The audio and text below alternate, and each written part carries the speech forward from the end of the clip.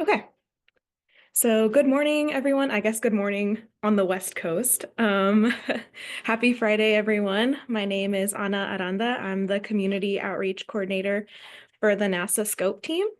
And on the line, we have Rosina Miller and Paige Graff, who will be doing some NASA Astromaterials resources and showing us kind of like their stuff for early career SMEs. So I will hand it off to them in just a few minutes, but really quick for the new folks who are not familiar with SCOPE.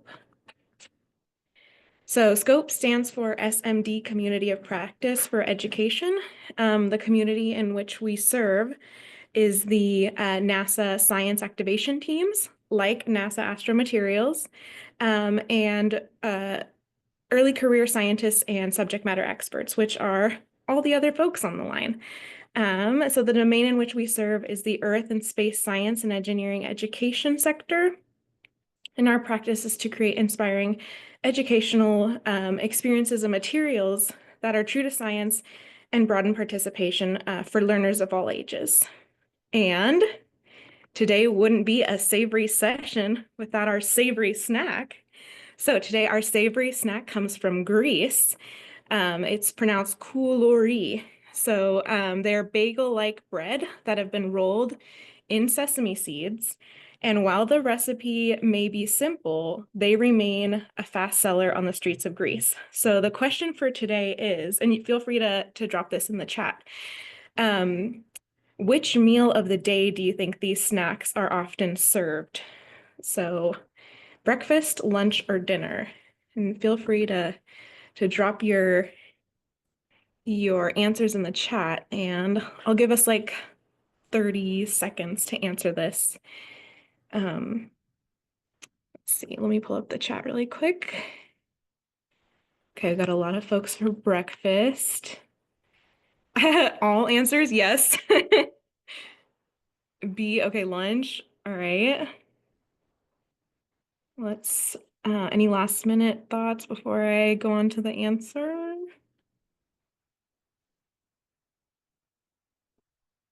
Me too. I'd also like it for lunch right now.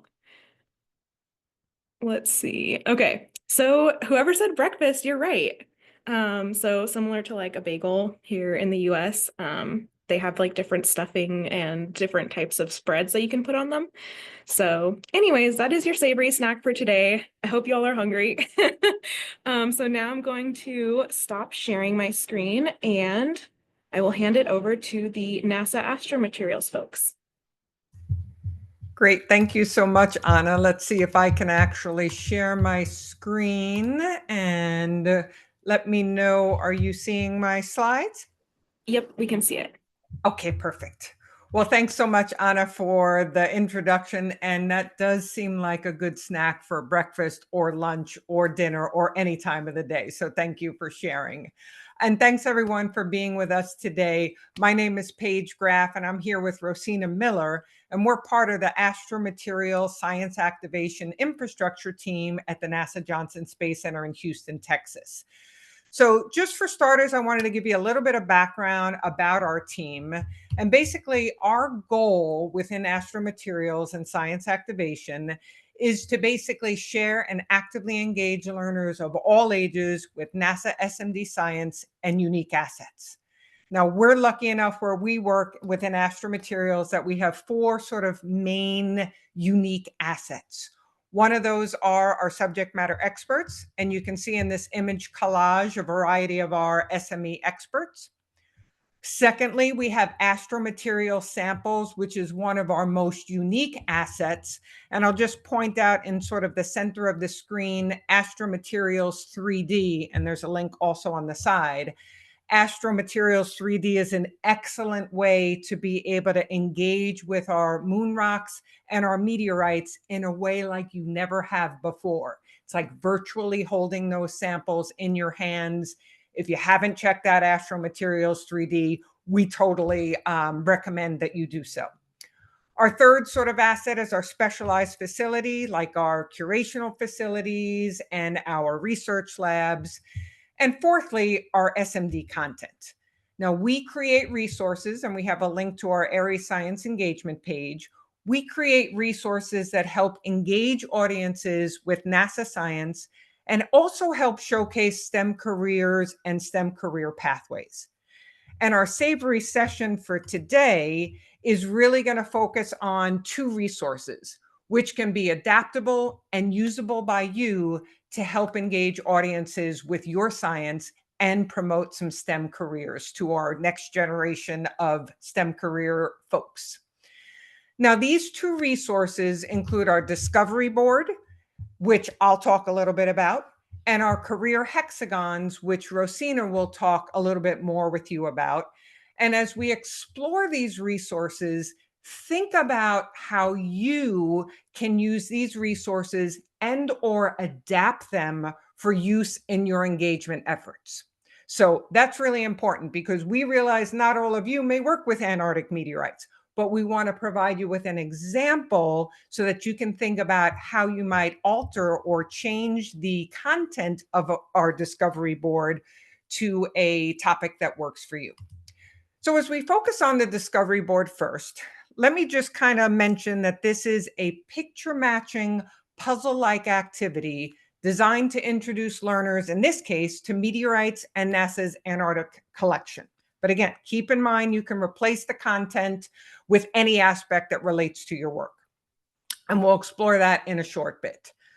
But for starters, when you look at this sort of discovery board, you'll notice it's set up as a rosette. And in the center of the rosette, we have what we'll refer to as our title hexagon. So this gives context to the activity so a learner knows, what is this activity all about? Each of the color borders of this center title hexagon allows you to be able to set up the discovery board matching the border colors to each hexagon or discovery hexagon theme. So there's a red theme, an orange theme, a yellow theme, et cetera, et cetera. So as learners look at this, and as you look at this, the discovery hexagons, those outer border hexagons, they're all designed in the same way. There's a hexagon theme, so meteorite features, which relate to Antarctic meteorites in this case. The center hexagon theme then also shows you how there are 4 different areas of focus and quad details that give you information about each of those quad focus areas. So in other words, meteorite features, we're going to look at 4 of them: chondrules, fusion crust, olivine crystals, and regmaglets. And then again, to teach a little bit or to help learners understand what these things are, that's what those quad details are all about. Now, since this is a picture matching type of activity, a learner would use some of those keywords in the quad focus areas, especially, to be able to look at an array of images and find key information from that quad focus and quad detail to find a picture match. Now, I realize some of these pictures are a little bit small, but I'll just sort of give you a sense of how you might help a learner kind of make that picture match. So I mentioned before chondrules, that's the quad focus of this blue hexagon. And if you squint really hard, you might see on this particular picture piece, there's the word chondrules. And it also shows a round melt droplet. And so that sort of enables a learner to be able to make the match and, in a sense, complete the puzzle. Same thing with this little picture piece here. If you're looking at meteorite types, we have in bold type chondrites and achondrites as one of the stony meteorite types. Well, on the picture piece, to help learners make a match, we have the words chondrite and achondrite, again, just to provide some sort of assistance, some tools to help learners complete this puzzle-like activity. In the end, they really have this nice sort of pictorial view and pictorial summary view of aspects associated, in this case, with Antarctic meteorites. So now the colors of this discovery board, the pictures in this discovery board, and that little bit of content that we provide in is all designed to really help the learner learn some aspects associated with, again, in this topic, Antarctic meteorites. Now, you might be thinking, oh, well, that's all well and great. I actually work with meteorites, so I can use this activity right here, right now, in the next couple of weeks if I wanted to. But let's say you're thinking, well, I work with Mars related content, or I work with some other type of content. Well, no fear. We have a template, and we're actually working on creating maybe a sort of an electronic template. We're not quite there yet, but we're working on it. But right now we have a blank template where you can, in a sense, design your own discovery board, where you can decide what your topic of interest may be, whether it's Mars, whether it's the moon, whatever the case may be. And then you can decide what are 6 hexagon themes associated with the type of science that I work with. And then within those hexagon themes, you can think about what are 4 areas of focus for that theme that I want learners to sort of get some information about. And then you can think about what is a small amount of sort of quad details to provide additional information so my learners can learn a little bit more. So you can design this in your own way, and you can also think about creating your own images or even sketched picture pieces that would help complete that sort of pictorial view of this discovery board. So one recommendation that we would make is that if you're designing this for learners that you're working with, think about incorporating matching keywords or labels from the quad focus or quad details, and include something associated with that in your picture pieces to, again, help your learners be able to make a match. Now, one of the most powerful things of this type of sort of template is, again, you can use it for any topic, any science related topic, any work that you're working on, or even a teacher in a classroom can utilize it for whatever subject area that they're teaching. But it enables you to cater to the type of science that you're working on, or depending on your learning environment that you're engaging your learners with, you may even give them the opportunity to create their own discovery hexagon based on something that you might be talking to them about as part of your engagement activity with your learners. So even though we have this as a rosette, you can break these hexagons into individual hexagons, however you see fit. But it's all about you having an option to be able to share your science, and or giving learners an opportunity to create on their own as a reflection of some of the information and science that you may be sharing with them. So the whole idea is take a created template and adapt it so you can engage audiences with your science that works for you. So that's just a brief overview of the Discovery Board adaptable resource. I'm going to turn things over to Rosina so she can share with you a way to help promote STEM careers. So Rosina, over to you. Thanks, Paige. Just making sure everyone still hear me okay. I get a thumbs up, Paige. Awesome. Yes. Okay, so we designed these, we call them SME career hexagons, as a way to highlight SMEs.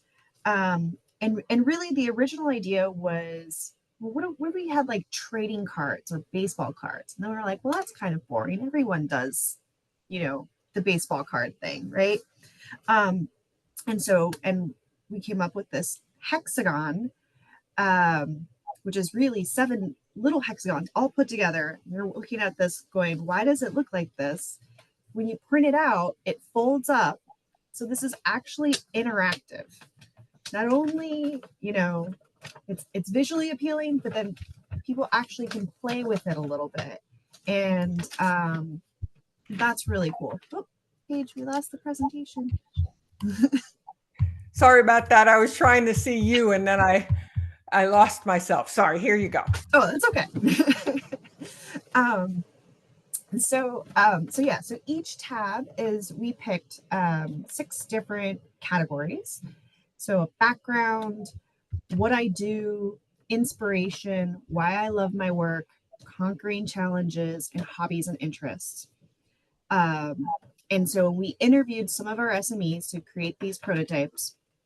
And we said, give us a little bit of information about each of these topics and pick 6 pictures that you think are related to kind of what you're talking about, or you feel best represents what you want in that thing. Because we really wanted to convey to people, like, yes, we're scientists or engineers or mathematicians or what have you, but we're people too. You know, a lot of times that can really help learners to see themselves in a role. And they say, oh, look, you know, Jordan Marie really likes hiking. So maybe there's a learner who also really likes hiking. And so that's something that they connect with on her. Oh, well, if she does that, then I can do that. You know, I can also be a planetary geochemist. This, we also have on the back a more detailed, or what you can see on the screen, a more detailed biography, yeah, of the person, of the SME, with a little quote at the bottom. Advice that they would have given themselves was the question that we asked them. And now, if you go to the next slide, we thought, this is great. We can highlight all our SMEs. And then they were like, well, but what if we took it one step further? What if learners want to, or what if SMEs want to make their own, that they're not within Astromaterials? And so we created a blank career hexagon for SMEs, where you put in a picture, your name, and like Paige mentioned with the blank discovery activity, we are also in the process of working on a virtual version of this, but you can put in all of your information. And then we decided, well, let's take it one step further.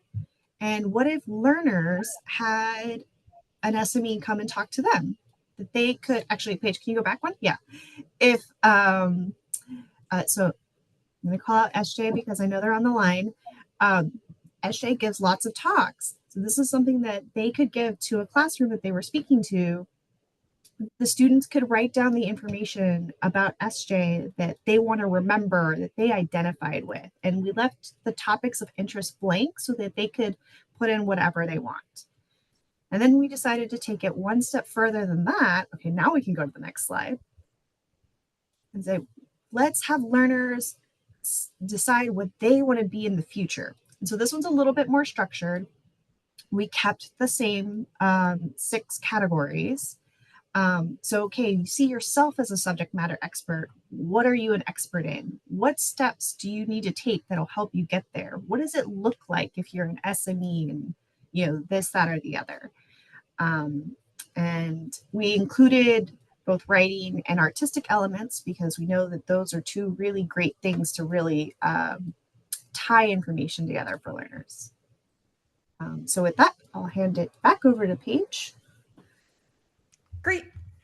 And so we realized this was a really brief, you know, the savory sessions are only about 30 minutes or so. So we wanted to give you that sort of high level overview because the power of enabling folks to see, especially our learners, things that are of interest to them that might draw their attention to whether it's the colors or the pictures and seeing themselves as a part of SMD science in the future. These are the types of things that we really love to be able to highlight about SMD science, especially as it relates to astromaterials, but enable others to be able to highlight whether it's content that you work with or you want to help highlight a whole idea of a STEM career pathway, your own, or a pathway that students or learners may decide that they want to journey on.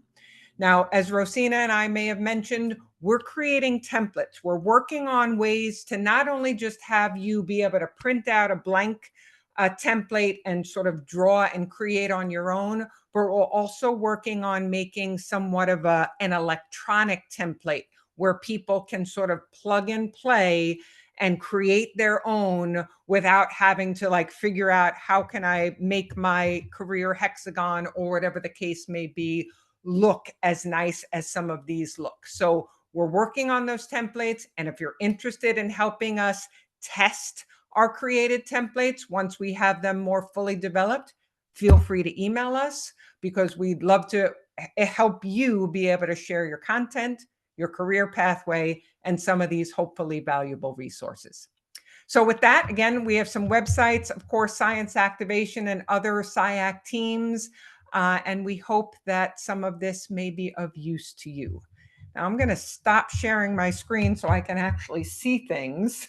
If I can find how to stop myself from sharing, so I can see you and we can see if there are any questions that folks may have. And we'll turn it back over to Anna. Thank you so much. Really quick, I put these in the chat, but I also wanted to let everybody know that the discovery board, like, it doesn't have to be, it can be whatever in depth you want it to be. I was first introduced to both of these resources last month at LPSE. So, and I'm like, I'm an adult, so like these, and I learned something. So I feel like you can customize it to any age group. Sorry, my AC is going off. Yeah, and so especially if you have folks who like an event where it's family focused, where the parents are there with the learners, or older siblings are there with their younger siblings. I mean, it just offers a way for you to get your research out without being super intimidating with like a poster session or some really high level video. The other thing that I wanted to mention was the SME triangle set that Rosina was talking about.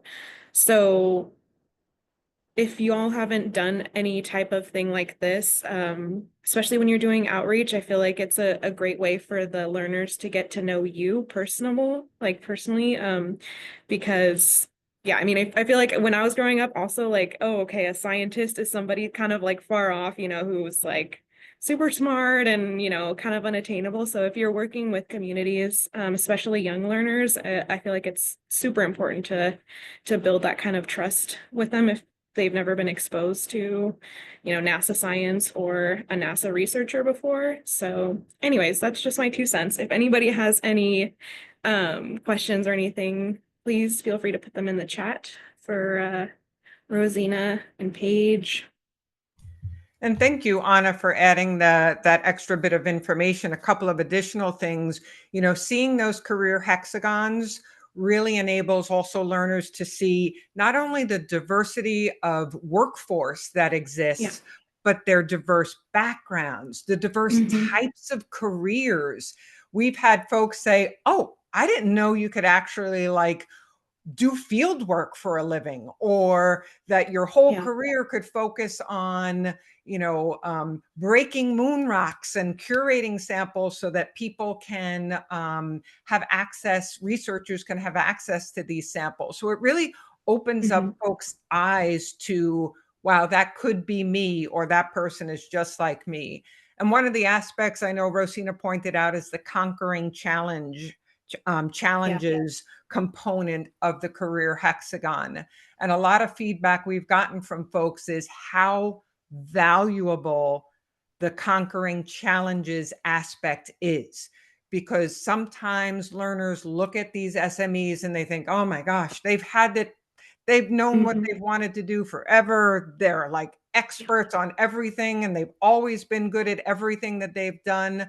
But when they start to hear that, gosh, these folks have had their own challenges as well, it starts to make things feel a little bit more attainable for those other learners. So it's a really powerful thing. And the other thing I'll just mention is with the hexagons, the discovery hexagons, you can even use those in an outreach event as a little bit of feedback. So let's say you're doing an outreach event, and you want to know, what did the folks that attended that event, what were some of their takeaways? Give them a blank hexagon, have them sort of fill it out, have them add it to sort of a learning board, or enable them to take their little learning hexagon with them. Just another option to think about. Yeah, and something else I didn't think of that I should have mentioned earlier was the photo aspect is really helpful for folks who, might be learning English or English as their second language. So having that visual representation, just helps the knowledge stick more into people's into their brains, or whenever they're like thinking about, NASA research and stuff. And that's a great point, Anna, because one of the ideas of the having a label on the picture pieces to help match and correspond to a particular quadrant in the discovery hexagon, we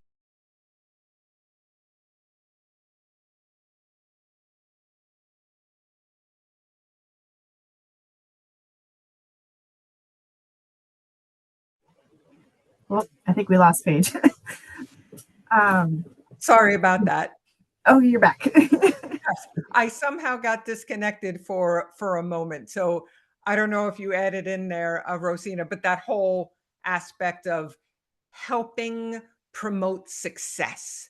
Because when learners can feel successful, then they want to engage more. If they feel overwhelmed, then they're going to shy away and think, oh, this might be too hard, or I can't do this. So we help provide strategies, and we've had educators even tell us that those types of strategies within some of these activities help their learners approach some of their school and academic work, or even test taking as well. So those strategies become really important to enable success, to help those even second language learners be able to feel like, I can do this too.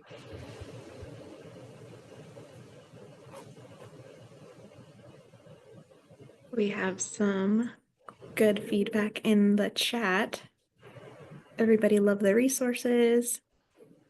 Cool.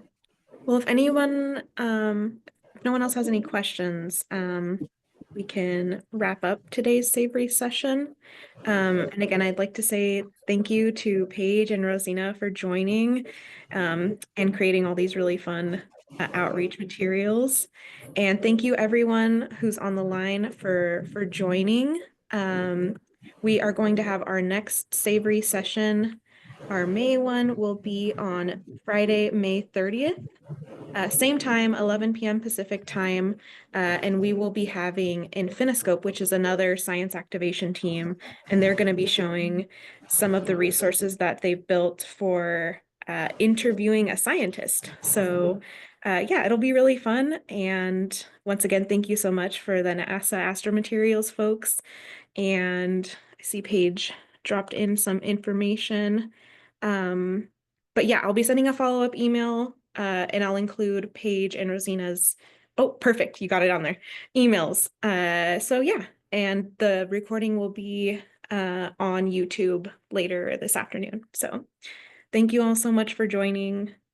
Feel free to reach out if you have any other questions. And happy Friday. Thanks so much, Anna. And thank you everyone for joining us. Bye-bye.